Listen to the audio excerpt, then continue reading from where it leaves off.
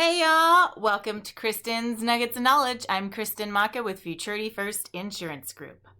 I have noticed that since I've gotten older, I have become more aware of local, national, and global news.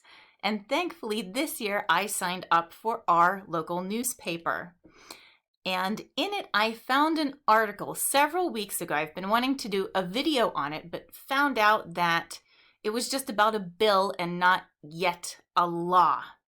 And today I want to go over what bill I'm talking about, as well as then the process in Nebraska from creating a bill all the way to making it a law. Are you ready to go grab today's little nugget of knowledge? Let's go, shall we? The bill that I want to tell you guys about is LB 387. So this is going to be very important for those veterans receiving military pension.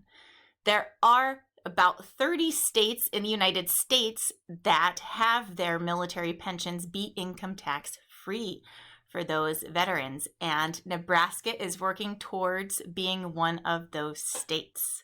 So if you want to follow how this bill is working and moving along in the Nebraska legislature, you can go to that link that I will have in the description and follow along.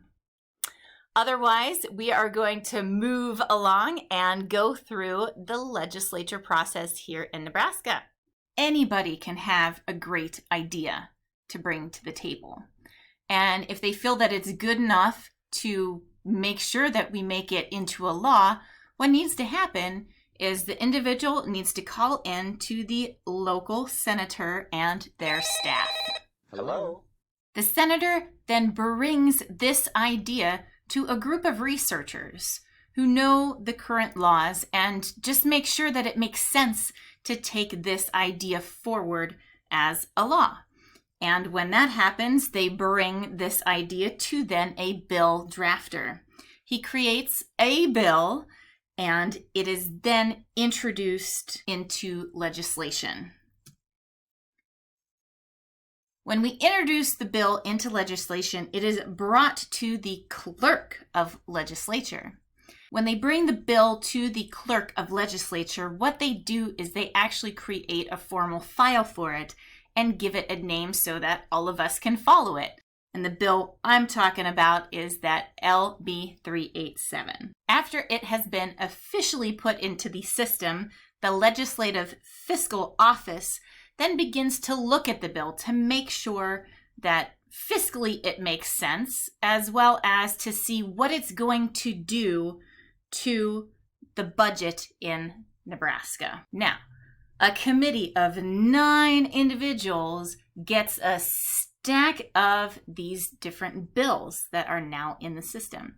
And what they have to do is they have to separate them into 14 different piles. Now, these 14 different stacks get sent to 14 different standing committees. These standing committees will have public hearings along with making sure that the bill needs or doesn't need an amendment. They may look at the bill, they may indefinitely postpone it if they see that, there's nothing really further we can do, or they just take no action with it. Now, at these public hearings, citizens have the chance to express their opinions about the bills to the committee members. Now, if there's a bill out there that you want to make sure that you voice your opinion on, be sure to make sure that you know when the standing committee is going to meet on these bills and put in your 2 cents or 10 cents or 25 cents. If the bill gets sent into the general file with or without amendments, this is actually the first opportunity that the full legislature has to vote on the bill. And it's more or less the point of no return. And bills either go through and more than likely 99% of the time get passed as bills, or they get dropped. So it is a fine, narrow opportunity in the general file, which is why a lot of people consider this to be the most crucial stage. It takes a majority vote of legislature, aka 25 votes, to have this bill move forward from the general file into what is called Enrollment and Review, otherwise known as E&R. In E&R, this is where individuals come and make sure that the bill is technically and grammatically correct for accuracy. After it goes through E&R, it jumps into what is called the select file. We want to be sure that in this select file that we are nitpicking every single little thing in the bill. If this bill has passed through the select file, meaning there is no more debates and no more votings and no more amendments happening to it, it goes back again into E&R to make sure that everything is grammatically and technically correct within the bill. And it gets moved on to the final reading. Once in the final reading, this is the time period where, say there's 3/5 of votes. The bill doesn't necessarily have to be read out loud, but if there aren't 3/5 votes, the clerk of legislature must read the bill out loud. And at this time, we're making sure that every single little thing about the bill is correct. During the final reading, there cannot be any debating nor amendments done. If something has been noted that they want to make any amendments or debate back on the idea, it has to jump back into the select file. Bills are then introduced to the general public, sometimes on ballots, or they can even be pushed through legislature without going on the general election, primary, or special ballot. Once all is done and every single little thing about this bill has given the thumbs up, it actually goes to the governor for final say-so. The governor has 5 days to either give it the thumbs up or give it a thumbs down with a veto.